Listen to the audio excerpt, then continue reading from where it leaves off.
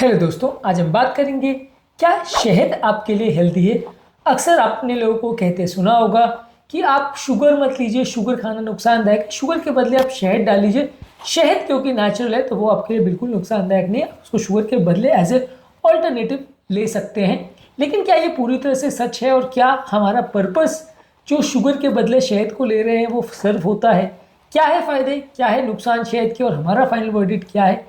क्या शहद को एज एन ऑल्टरनेटिव शुगर के बदले यूज़ करना चाहिए या नहीं, आज इस पर बात करेंगे। टॉपिक पर जाने से पहले जो लोग हमारे चैनल पर नए हैं उन्हें रिक्वेस्ट करूंगा कि चैनल को सब्सक्राइब करें, वीडियोस को लाइक करें, शेयर करें, फॉलो करें, कमेंट करें, पूरा देखें। टॉपिक इंपॉर्टेंट है, आपको किसी भी और चैनल पर नहीं मिलेगा, इसे एंड तक देखिएगा। चलिए शुरू करते हैं इंपॉर्टेंट वीडियो।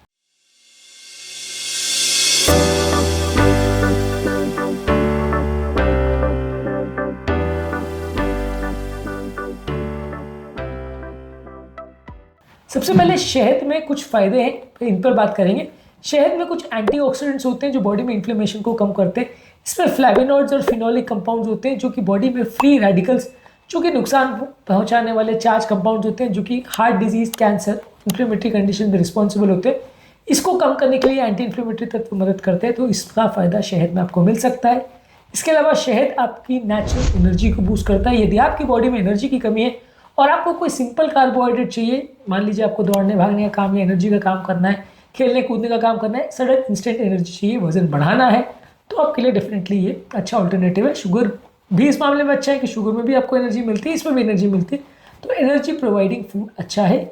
इसके अलावा इसमें कुछ प्रीबायोटिक प्रॉपर्टीज़ है जो कि पेट के नेचुरल बैक्टीरिया के लिए अच्छे, जिससे आपके पेट की हेल्थ बेटर रहती है और हमारा पेट का नेचुरल फ्लोरा को इम्प्रूव करता है, हमारी डाइजेस्टिव ट्रैक्ट को इम्प्रूव करता है। अगर किसी व्यक्ति को एसिड रिफ्लक्स का प्रॉब्लम है तो उनके लिए भी अच्छा है। गैस्ट्राइटिस का अगर किसी को प्रॉब्लम है तो उनके लिए भी अच्छा है। शहद ऐसे लोग की थोड़ी मदद करता है, शुगर के कंपैरिजन में इन बीमारियों में ही अच्छा है। इसके अलावा हमारी इम्यूनिटी को बूस्ट करता है। शहद में होते हैं कुछ नेचुरल एंटी बैक्टीरियल और एंटी माइक्रोबियल प्रॉपर्टीज़, जो कि खासकर एक मानुका हनी होता है उसमें ज़्यादातर मिलता है, जो बॉडी की इम्यूनिटी को बढ़ाता है, कीटाणुओं से लड़ने की क्षमता बढ़ाता है। ट्रेडिशनली इसे आयुर्वेद में एक रेमेडी जैसा माना गया है बॉडी की इम्यूनिटी बढ़ाने के लिए, और कुछ तरह के रेस्पिरेटरी इन्फेक्शंस यानी खांसी, बुखार, जुकाम, जो अपर रेस्पिरेटरी ट्रैक्ट इन्फेक्शन होते हैं उससे बचाने में आपकी मदद करता है। इसके अलावा अगर आप मेडिकल ग्रेड हनी लेते हैं, यानी बहुत प्यूरिफाइड हनी का फॉर्म होता है, उसमें एंटीसेप्टिक और एंटी इन्फ्लेमेटरी प्रॉपर्टी होती है। इसको आप घाव पे लगाते हैं तो घाव के भरने में और स्किन अल्सर्स या जले हुए स्किन में भरने में इसकी मदद करता है, इन्फेक्शन को प्रिवेंट करता है।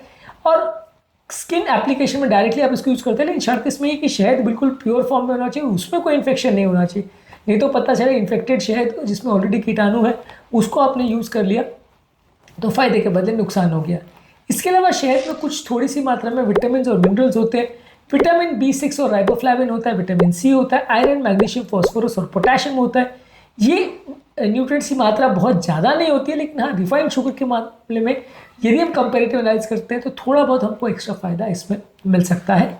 इसके अलावा आपकी स्किन की हेल्थ को इम्प्रूव करता है। स्किन में कुछ मॉइस्चराइजर तत्व इसमें होते हैं जिसको घरेलू नुस्खों के फॉर्म में यूज़ किया जाता है। स्किन की हाइड्रेशन इंप्रूव करता है, स्किन में सूजन या इन्फ्लेमेशन को कम करता है। अगर किसी को एक्ने, एक्जिमा या स्किन में अल्सर्स या मुंह में अल्सर्स वगैरह का प्रॉब्लम हो तो उस मामले में अच्छा है। फेस मास्क वगैरह में भी यूज़ होता है, स्किन क्रीम्स में भी यूज़ होता है और स्किन के नेचुरल रीजनरेशन के लिए मदद करता है और हमारे स्किन में जो पड़ने वाली जो झुर्रियाँ हैं या रिंकल्स हैं उसको भी कम करता है। इसके अलावा ये नींद को भी प्रमोट करता है, यानी कि कुछ हद तक ये नींद लाने में मदद करता है। नेचुरल जो सेरोटोनिन हार्मोन जो हमारी नींद में इंपॉर्टेंट रोल प्ले करता है, वो एक मेलेटोनिन हार्मोन बनाता है जो कि स्लीप साइकिल के लिए सबसे इंपॉर्टेंट हार्मोन है, उसको बनाने में मदद करता है। तो बेसिकली अगर आप इसको गर्म दूध के साथ लेते हैं तो ये नींद इंप्रूव करने के लिए एक ट्रेडिशनल रेमेडी माना गया है। आपको अगर स्लीप का प्रॉब्लम है, इंसोम्निया का प्रॉब्लम है, तो दूध के साथ शहद लेने से कुछ फ़ायदा हो सकता है। लेकिन अब बात करेंगे इसके ड्रॉबैक्स के बारे में और क्यों हम कहते हैं कि शुगर और शहद, यदि आप डायबिटीज़ के पर्पज़ से ले रहे हो, यदि आप अपनी शुगर को कम करने के लिए इंसुलिन रेजिस्टेंस के हिसाब से ले रहे हो या वज़न के हिसाब से ले रहे हो, तो वहाँ पे ये फ़ायदेमंद नहीं। क्या इसके नुकसान या प्रॉब्लम्स है, इस पर बात करते हैं। शहद काफ़ी कैलोरी डेंस होता है। एक बड़ा चम्मच शहद में लगभग 64 कैलोरीज होती है और लगभग 17 ग्राम चीनी के बराबर होता है वो। ये हमारा वज़न बढ़ाएगा, शुगर स्पाइक्स करेगा, इंसुलिन रेजिस्टेंस करेगा और ये लगभग जितना चीनी नुकसान करता है उतना ही नुकसान करता है। तो जो लोग ये कहते हैं कि हम चाय में चीनी नहीं डालते, शहद डालते हैं तो वो अच्छा हो गया, वो बिल्कुल अच्छा नहीं है, उसमें भी उतना ही शुगर है। लगभग वो उतना ही नुकसान करेगा डायबिटीज़ के पर्सपेक्टिव में जितना कि रेगुलर चीनी करता है। हाँ देखिए, अगर हम विटामिन मिनरल्स की और थोड़े बहुत उसके एंटी इन्फ्लेमेटरी और एंटीऑक्सीडेंट प्रॉपर्टीज की बात करें, स्किन के लिए अच्छा है, वो सब चीज़ों में अलग उसका आयुर्वेदिक यूज़ है, वो एक अलग कॉन्टेक्स्ट है। लेकिन यदि हम अगर शुगर वैल्यूज़ की बात करें, हमारे ग्लाइसेमिक इंडेक्स की बात करें, डायबिटीज़ कंट्रोल और इंसुलिन रेजिस्टेंस की बात करें, तो वहाँ पे ये शुगर से कुछ ज़्यादा अच्छा नहीं है। थोड़ा बहुत ही अच्छा, क्योंकि ये सारी चीज़ें उतनी ज़्यादा मीठी नहीं करती, चीज़ों को तो ज़्यादा डाली जाती है।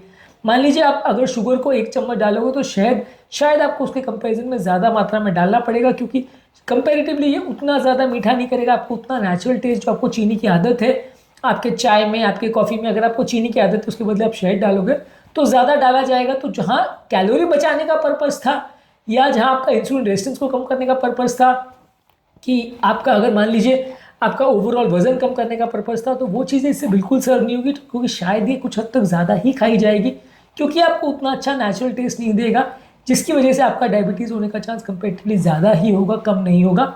एक चीज़ ये समझ लीजिए कि जो चीज़ों में फ्रक्टोज की मात्रा ज़्यादा है वो और ज़्यादा नुकसानदायक होती है सिंपल चीनी से या सिंपल ग्लूकोज से। सुक्रोज जो हम नेचुरल टेबल शुगर लेते हैं उसमें 50% ग्लूकोज 50% फ्रक्टोज होता है। नेचुरल ग्लूकोज जो लेते हैं वो प्योर ग्लूकोज होता है। शहद में थोड़ी फ्रक्टोज की मात्रा ज़्यादा होती है, तो ये शुगर के मामले में चीनी से ज़्यादा नुकसानदायक है, क्योंकि फ्रक्टोज और ज़्यादा नुकसानदायक होता है। ये फैटी लिवर और बहुत सारी बीमारियां करता है और उसको पचाना बॉडी के लिए और ज़्यादा मुश्किल होता है। ये उतना ही बॉडी को डैमेज करता है जितना अल्कोहल करता है लिवर को। तो ये काफ़ी नुकसानदायक चीज़ है, जितना ज़्यादा मात्रा में फ्रक्टोज लोगे उतना ज़्यादा नुकसान होगा। इसके अलावा हमारी डेंटल हेल्थ के लिए भी ख़राब है। दांतों में इन्फेक्शन होना, दांतों में सड़न होना, कीटाणु पड़ जाना, ये इसमें काफ़ी हो सकता है बार बार यदि हम इसको खाते हैं। लगभग वैसे ही जितना चीनी नुकसान करता है ये भी उतना नुकसान करता है। छोटे बच्चों को यूजली 1 साल से छोटे बच्चों को यूजली शहद नहीं देना चाहिए, क्योंकि शहद में मौजूद कुछ कीटाणु बोटुलिज्म टॉक्सिन कर सकते हैं, यानी क्लॉस्ट्रीडियम बोटुलिज्म इसमें हो सकता है कि छोटे बच्चों को दिया जाए तो ये बच्चों का अगर इनमेच्योर डाइजेस्टिव सिस्टम है तो उनको बोटुलिज्म टॉक्सिसिटी कर सकता है, जो उनके लिए जानलेवा हो सकता है। तो इसलिए छोटे बच्चों को 1 साल से छोटे को नहीं देना चाहिए। कुछ लोग को इससे एलर्जी हो सकती है, जिन लोग को पॉलन ग्रेन से या मक्खियों से अगर एलर्जी है, मधुमक्खी से एलर्जी, बी से एलर्जी है, उनको डिफिकल्टी ब्रीथिंग में होना, चकत्ते पड़ जाना, स्वेलिंग हो जाना और सेंसिटिव लोगों को एलर्जिक रिएक्शंस होने की पॉसिबिलिटी होती है शहद से।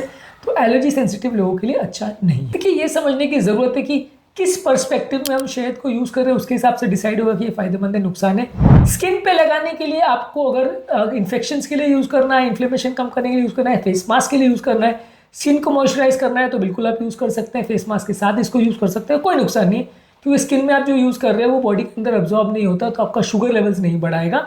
इसके अलावा अगर आप इसको डायबिटीज़ के लिए ले रहे हो या आप इसको चीनी के बदले ले रहे हो ये सोच के कि ये हेल्दी है, तो वो बिल्कुल हेल्दी नहीं है। उतना ही नुकसान करेगा बॉडी को जितना चीनी करेगा, वो उतना ही ज़्यादा डायबिटीज़ करेगा, उतना ही इंसुलिन रेजिस्टेंस करेगा, शायद ज़्यादा ही करेगा, और वो उतना ही आपकी ओवरऑल बॉडी के वजन बढ़ाएगा जितना कि चीनी बढ़ाएगा। इसलिए अगर आप डायबिटीज़ के पर्सपेक्टिव से ले रहे हो या अगर चीनी के बदले उसको लेने की सोच रहे हो, तो वो फ़ायदे के बदले नुकसान का सौदा हो सकता है। यदि आप उसको इन्फ्लेमेशन को कम करने के लिए या उसकी नेचुरल इंजाइमेटिक प्रॉपर्टीज है उसके लिए ले रहे हैं, एंटी इन्फ्लेमेटरी प्रॉपर्टीज़ के लिए ले रहे हैं, तो उसको रॉ फॉर्म में या बिना प्रोसेस किए हुए फॉर्म में लेना चाहिए, तो वो ज़्यादा अच्छा है।